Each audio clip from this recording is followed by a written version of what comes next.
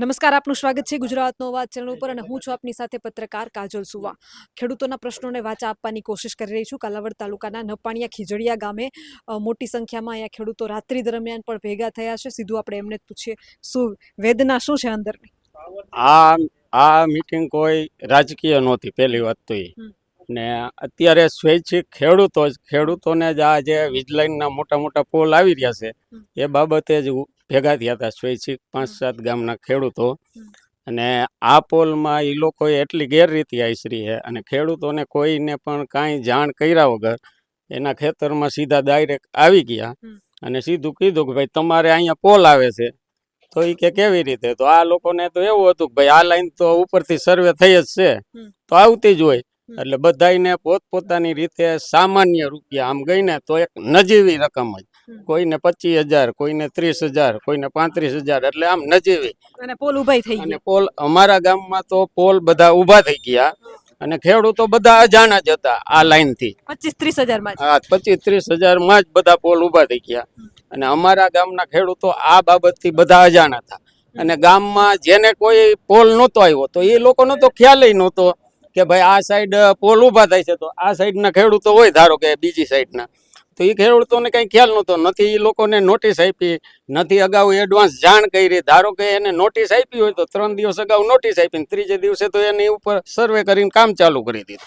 તો આટલું ઉપરથી ઝડપી કાર્યવાહી થઈ ગઈ કે ઉપરથી કોઈ આમાં અગાઉ જાણ કરવી, ખેડૂતોનું સમર્થન લેવું, એના ઉપર કાંઈ વાતચીત કરવી કે એવું કાંઈ હોય જ નહીં કે એમણે સીધા જ આવ સરકાર ને કંપનીઓ ને બધાની મિલીભગત જ છે કે એવું જ છે ને. તો આમાં એટલે હવે ખેડૂતો એકદમ કંટાળી ગયા છે આનાથી. ખરપિયો ઉપાડવો, લેવાના પૂરેપૂરા મૂડમાં જ છે. ખરપિયો જ ઉપાડવા સિવાય આનો કોઈ છૂટકો નથી.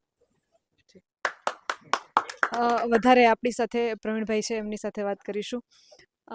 તમે હંમેશા દમદાર ભાષણોથી ખેડૂતોને જાગૃત કરતા આવો છો. આજે મોટી સંખ્યામાં 5 ગામના ખેડૂતો હતા અને તમે એક ચીમકી આપી છે 15 ઓગસ્ટ સુધીનો સમય. એટલે શું એ આખી વાત શું હતી? એટલે અમારી આ વેદના છે. અમે ધરતી પુત્ર કયો તોય ભલે, ખેડૂત પુત્ર કયો તોય ભલે, આ ભાજપ ઊભી કરવા વાળા ગુજરાતના ખેડૂતો. તો હવે અમે આ સરકારને હજી હાથ જોડી છીએ, કારણ કે સરકાર એટલે અમે ભગવાન સમજીએ છીએ. પણ ગણ્યા તા ભગવાન અને નીકળ્યા આ રાક્ષસો. સમજી ગયા આખી વાત? કેશુબાપા કહેતા હતા કે નરેન્દ્ર મોદી જાડી ચામડી વાળો ગેંડો છે, એવું જાહેર સભામાં બોલતા. એટલે અમે એવું નક્કી કર્યું કે રાક્ષસને માનવ મારી ન શકે, હરાવી ન શકે. એટલે અમે અમારા કુળદેવી માતાઓને અરજ કરી છે, પ્રાર્થના કરી છે, હે કુળદેવી માતાઓ, અમારા 18 વર્ણના ખેડૂતના કુળદેવી માતાઓ, અમારી જે કાંઈ ભૂલ થઈ એવી માફ કરો અને રાક્ષસોનો તમે જ નાશ કરો. એટલે અમે રહી વાત આવા થાંભલાની, હવે અમારે આ થાંભલા જોતા જ નથી બેન, કારણ કે અમારે વળતર નથી જોતું ને થાંભલાય નથી જોતા. હવે એ વિકાસની વાતો કરે છે, વિકાસ તો આમાં ક્યાંય દેખાતો નથી. કોઈ એમ નથી કહેતું કે આ વિકાસ થયો છે. આ ભાજપના મળતિયાઓને એના અંદરખાને જે એની કંઠી બાંધેલા હોય એનો વિકાસ થયો હોય છે. ક્રેટામાંથી અલ્ટામાંથી ફોર્ચ્યુનર આવી ગઈ છે, તો વિકાસ તો થયો છે. એ બધા એના મળતિયાઓનો થયો છે. નરેન્દ્ર મોદીના જે વાસટિયા હોય કે જે એના એમ કયો ને કે અંધભક્તો હોય એનો વિકાસ થયો હોય છે. જેટલો થયો હોય એટલો એને મુબારક. પણ હવે ગુજરાતના ખેડૂતો હવે જાગી ગયા છે, સમજી ગયા છે, સંગઠિત થયા છે. એટલે આ કંપનીવાળાઓ હવે અમારા ખેતરમાં પગ ન મૂકે. અમને ગાંધીનગરમાં નથી જવા દેતા. અમે શાંતિથી રેલી કાઢવાની કોશિશ ઘણી વખત કરેલી, તો અમે હજી અહીંયા ઊભા હોય ત્યાં જ અમને પોલીસ ડબ્બા ભરી લે છે.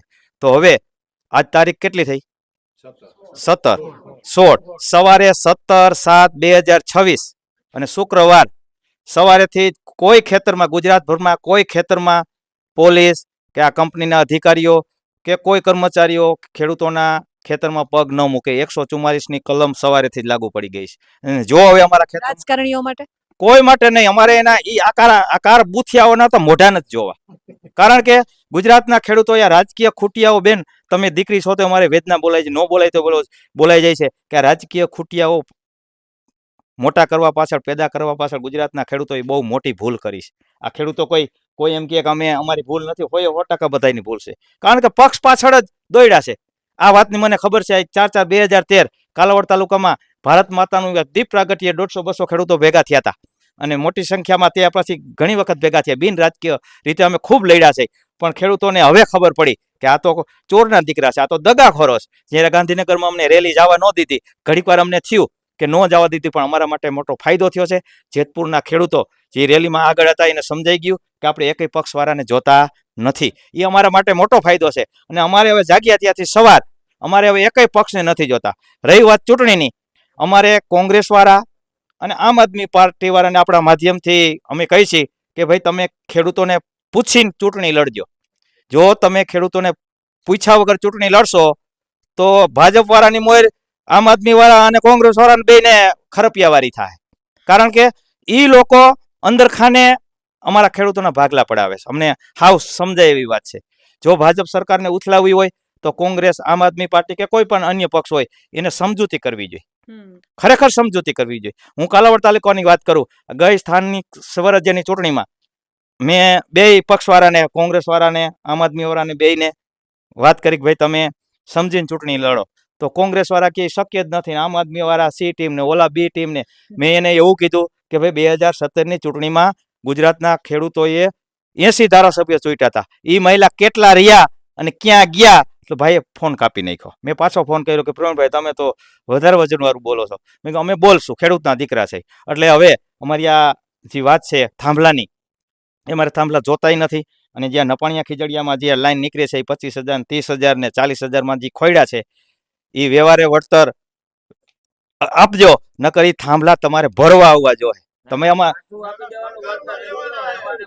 એટલે આ ખેડૂતોનું કહેવું એવું છે કે આપણે એને કહી દઈ પ્રેમથી કે ભાઈ આટલા દિવસમાં આપણે અલ્ટિમેટમ દઈ દઈ કે આ તમારા લબાચા ભરો, નકર પછી આપણે જે કરવાનું આપણા ખેતરમાં કરી શકીએ ને બેન. કેટલા દિવસમાં? એટલે હવે અલ્ટિમેટમ અમે આ 15 ઓગસ્ટનું દઈ દીધું છે કે 15 ઓગસ્ટ સુધીમાં સરકાર અમારી માંગણી મુજબ વળતર આપી દઈએ. નકર અમારે લાઈન નથી જોતી, થાંભલાય નથી જોતા, આ સરકાર નથી જોતી, અમારે કાંઈ નથી જોતું.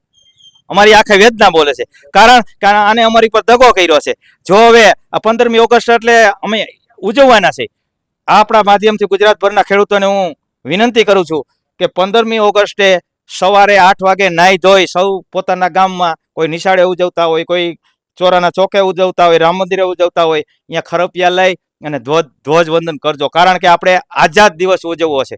આપણો દેશ આઝાદ થયો છે, અંગ્રેજો ગયા, પણ આ અંગ્રેજોનું હું એમ કહું કે બિયારણ કયો તોય ભલે ને ઓલાયતું કયો તોય ભલે, આ બધા સત્તામાં બેઠા હોય એવું અમને લાગે છે. આને કોઈ દેશ હારે લેવા દેવા નથી, આને કોઈ ખેડૂતો હારે લેવા દેવા નથી, આને કોઈ હારે લેવા દેવા નથી. અંગ્રેજો શોષણ કરતા એથી આ 1000 ગણું શોષણ કરતા હોય એવું અમને લાગે છે. એટલે આ બાબતે અમારી વેદના બોલાય છે. જે કાંઈ ભૂલ થતી હોય માફ કરજો. અને જે કોઈ નેતાઓએ શોષણ કર્યું હોય એને લાગુ પડે છે. જે કોઈ નેતાઓ નિર્દોષ હોય, જે કોઈ નેતાઓ ખેડૂતોને ન્યાય અપાવતા હોય એને લાગુ પડતું નથી. પણ ગુજરાતના ખેડૂતોને અમે આ નપાણિયા ખીજડીયાના રામ મંદિરના પટાંગણમાંથી આહવાન કરીએ છીએ કે હવે ખરપિયા લઈ લ્યો. અને કોઈ પણ અધિકારી, કોઈ પણ પોલીસ, કોઈ પણ ખેતરમાં આવે એટલે છૂટા ઘા કરજો. કારણ કે 144ની કલમ આપણે લગાડી દીધી છે. એમ સામે પોલીસ પણ આપણને 144ની કલમ લગાડે તો આપણને પણ બહાર નીકળવા દેતા નથી. 4 જણાને ભેગા થવા દેતા નથી. તો અમે ગાંધીનગરમાં જાય તો કે 144ની કલમ. તો હવે તમારી માસી આ 144ની કલમ ગુજરાતભરમાં ખેડૂતોના ખેતરમાં લાગુ પડી ગઈ છે. હવે સમજ્યા વગરના આવતા નહીં, નકર ટાટિયા વગરના થઈ જાઓ.